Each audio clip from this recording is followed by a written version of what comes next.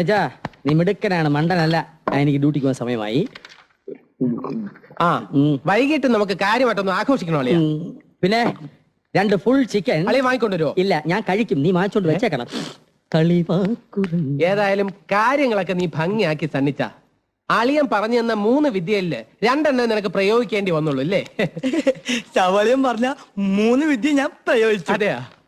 വയറിളക്കുന്ന വിദ്യ ശവലി ഇപ്പൊ കുടിച്ച ചായയിൽ ഞാൻ പ്രയോഗിച്ചു. അളിയാ